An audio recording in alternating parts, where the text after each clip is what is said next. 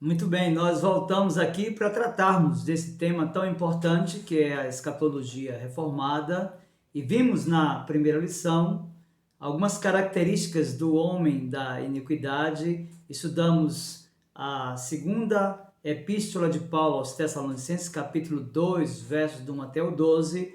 E o nosso objetivo com esta segunda lição é estudar o arrebatamento. Eu quero convidá-lo a abrir a sua Bíblia aí no Evangelho de Mateus, no Sermão Escatológico, capítulo 24, eu vou fazer a leitura dos versos do 32 ao 44. Lembrando a você que essas não são lições exaustivas, mas lições panorâmicas e devocionais acerca desse tema importante do arcabouço de doutrinas do cristianismo. Então veja aí, Mateus 24, a partir do 32 e até o 44, o que diz a Escritura. Aprendei, pois, a parábola da figueira. Quando já os seus ramos se renovam e as folhas brotam, sabeis que está próximo o verão.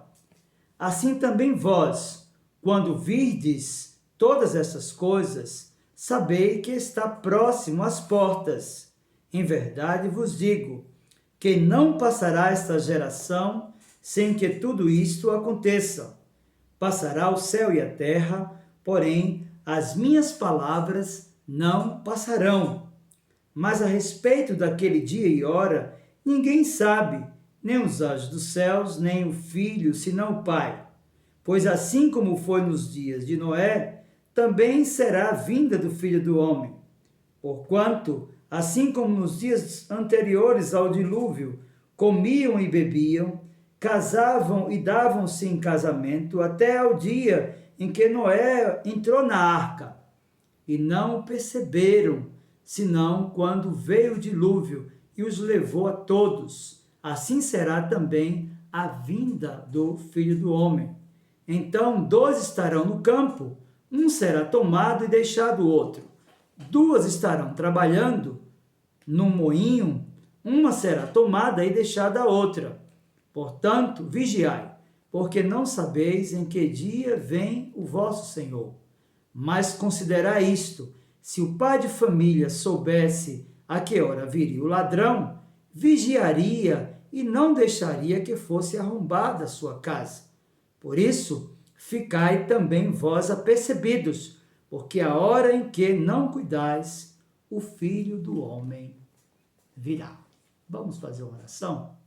Meu Senhor, em nome de Jesus, teu bendito e amado Filho, mais uma vez nós estamos diante de Ti, pois carecemos de ouvir a Tua voz e reconhecemos que o Senhor estabeleceu a Escritura, inspirada, autoritativa e inerrante, como meio para a edificação do Teu povo, como único meio pelo qual o Senhor se revela à Tua igreja. E nós queremos, nesta hora, aprender dela. E te pedimos, meu Senhor, que prepares o nosso coração, como o lavrador que prepara a terra para lançar a semente. Que assim também seja o nosso coração, receptível à tua palavra, para que essa boa semente possa germinar e produzir frutos, e que esses frutos promovam a glória de Jesus, por quem oramos. Amém. Meus queridos, esta é a segunda lição sobre a escatologia reformada e o nosso objetivo é estudar esse tema tão controverso e polêmico chamado o arrebatamento. Obviamente que, assim como eu, talvez você já tenha se deparado com algum veículo portando um adesivo em um dos seus vidros, ou até mesmo tenha visto em algum outro local a seguinte frase, você deve conhecer essa frase: em caso de arrebatamento, esse veículo ficará desgovernado. Muito bem, nós precisamos de iniciar compreendendo o que é que a igreja aprendeu em longos anos acerca do arrebatamento e, de forma especial, acerca do arrebatamento secreto. A realidade é que, de acordo com a maioria das pessoas que advogam o arrebatamento secreto, esta tese haverá um grande caos na terra durante 7 anos, 3 anos e meio de uma falsa paz e 3 anos e meio de guerras com o advento do anticristo, que é um líder político mundial, uma figura escatológica, e do falso profeta, o líder religioso ecumênico e da própria besta, o Deus da religião do futuro. Esse período, meu querido irmão, é chamado de grande tribulação.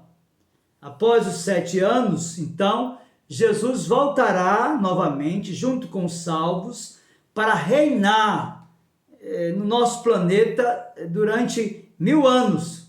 E após o milênio, irá acontecer o juízo final e a construção do novo céu e da nova terra. A pergunta é, de fato, se isso é verdadeiro. Qual é o fundamento para isso? Talvez você tenha, como eu, assistido aquele filme Deixados para Trás. Ele representa um pouco do conceito, ou dos conceitos do arrebatamento secreto. Para compreendermos este aspecto desse tema importante acerca do arrebatamento, e de forma especial essa ideia do arrebatamento secreto, é importante nós estudarmos um pouco do ponto de vista histórico a sua origem, o seu autor e a sua, talvez, maior fonte de disseminação doutrinária. Sua origem, ou a origem do arrebatamento secreto, é, em geral, identificada por volta dos anos da década iniciada em 1830. John Darby, pregador anglicano que se tornou fundador dos Irmãos de Plymouth, é considerado o expositor e promotor mais influente do arrebatamento pré-tribulacionista. O período de expansão máxima e predomínio do pré-tribulacionismo foi a primeira metade do século XX, quando essa doutrina foi muito difundida. Então, é importante pensarmos que há um local, que há uma pessoa e que há uma literatura que difundiu e popularizou a doutrina do arrebatamento secreto. E é possível que o fator único mais importante para a ampla circulação da doutrina do arrebatamento secreto tenha sido a Bíblia de Scofield, editada em 1909 e revisada em 1917, que inculcava tal ensino entre as massas como o único ponto de vista bíblico correto. Então, a ideia, meu querido irmão e amigo, desta crença é de que a igreja será arrebatada súbita e secretamente antes da grande final tribulação, e é conhecida como pré-tribulacionismo. Os chamados dispensacionalistas dividem o segundo advento de Cristo em 2 fases. O primeiro, uma vinda invisível para arrebatar secretamente a igreja, daí aquela relação estreita com aquele filme Deixados para Trás. O segundo, uma vinda visível 7 anos mais tarde para destruir os ímpios e estabelecer o reino judaico milenar. Meus queridos, com essas proposições, percebe-se que há uma distinção, podemos dizer, radical entre o plano de Deus para Israel e para a igreja. É como se eles criassem 2 comunidades. É importante, então, percebermos que eles utilizam largamente como fundamento para a defesa da ideia do arrebatamento secreto o texto contido em Mateus capítulo 24, versos 40 e 41, que diz assim: Então, estando 2 no campo, será levado um e deixado o outro.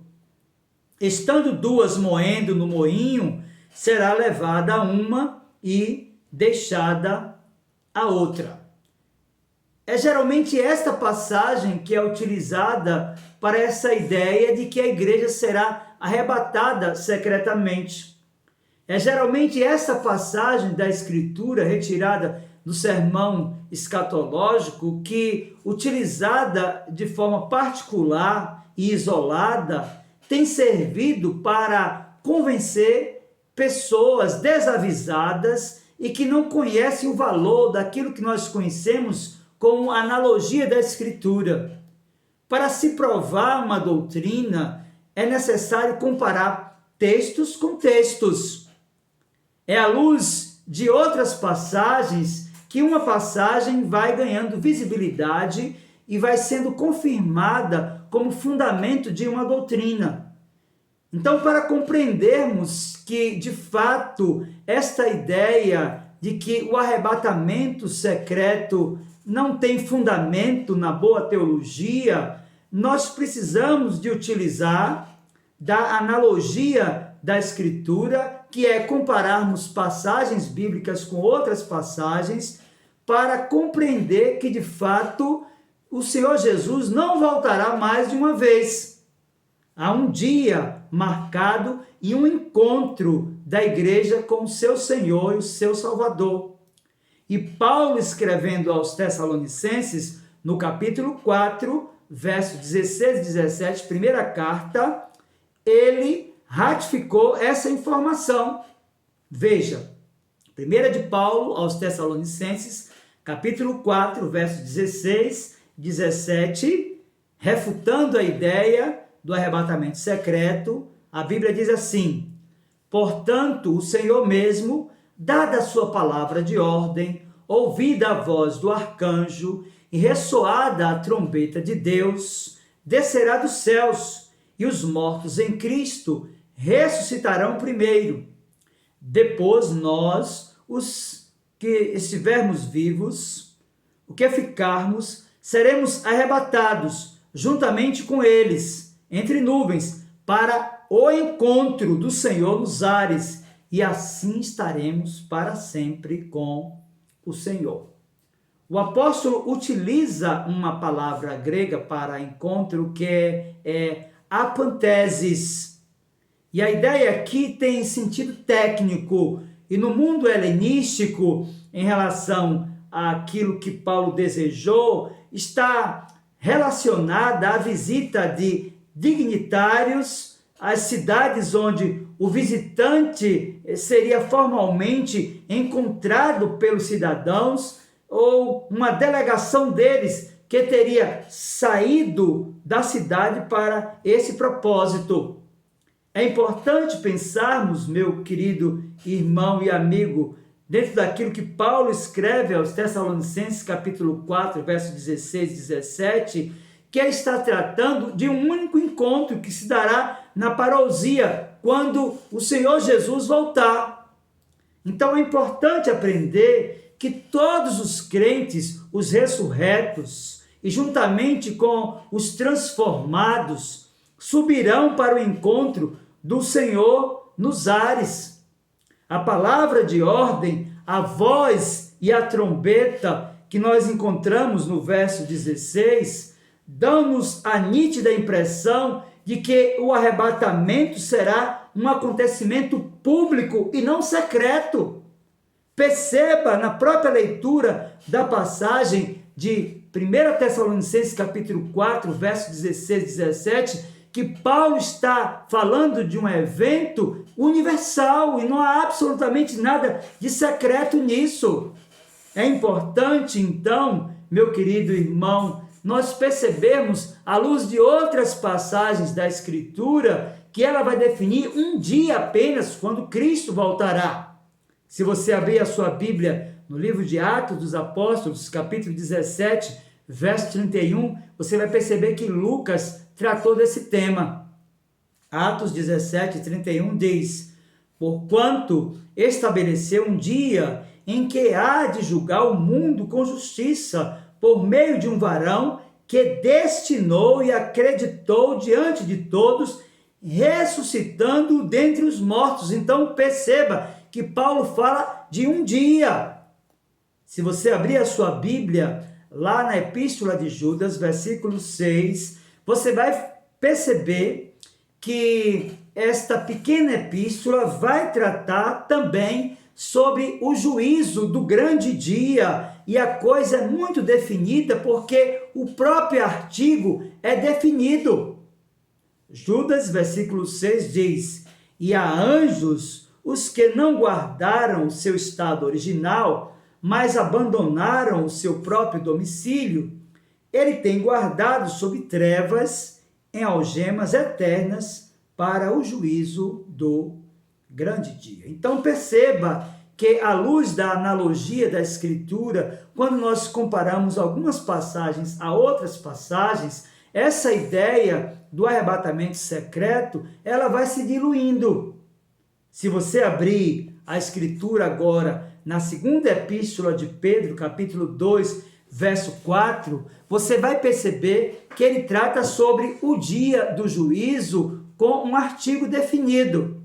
Segunda de Pedro, capítulo 2, versículo 4, a Escritura diz assim: porque se Deus não perdoou aos anjos que pecaram, mas havendo-os lançado no inferno, os entregou às cadeias da escuridão, ficando reservados para o juízo.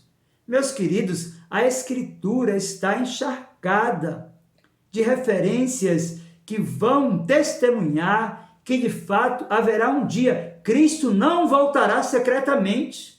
Ele voltará e é nesse dia que ocorrerá o arrebatamento. Nós, os que estivermos vivos, nos encontraremos com o Senhor nos ares e ele implantará o seu tribunal na terra para julgar todas as pessoas. Paulo escreveu aos Coríntios, na sua segunda carta, no capítulo 5, verso 10, e ensinou exatamente isso. Veja comigo, 2 de Paulo aos Coríntios, capítulo 5, verso 10. Porque todos devemos comparecer ante o tribunal de Cristo, para que cada um receba segundo o que tiver feito por meio do corpo, ou bem ou mal. Meus queridos, de fato, quando nós utilizamos a analogia da Escritura como fundamento para dissecarmos alguns temas polêmicos, nós percebemos que essa ideia do arrebatamento secreto não tem estribo na verdade da palavra de Deus. O próprio Paulo, agora escrevendo aos Romanos, capítulo 2, verso 16, ele define o dia com um artigo também, quando disse: no dia em que Deus há de julgar os segredos dos homens por Jesus Cristo, segundo o meu evangelho. O mesmo Paulo, nessa mesma carta, vai falar sobre o tribunal de Cristo, lá no capítulo 14, verso 10, e ele diz assim: mas tu, por que julgas teu irmão? Ou tu também, por que desprezas teu irmão? Pois todos havemos de comparecer ante o tribunal de Cristo. Então, o dia do arrebatamento será o dia em que Cristo voltar. E Cristo não virá duas vezes. Ele não virá secretamente.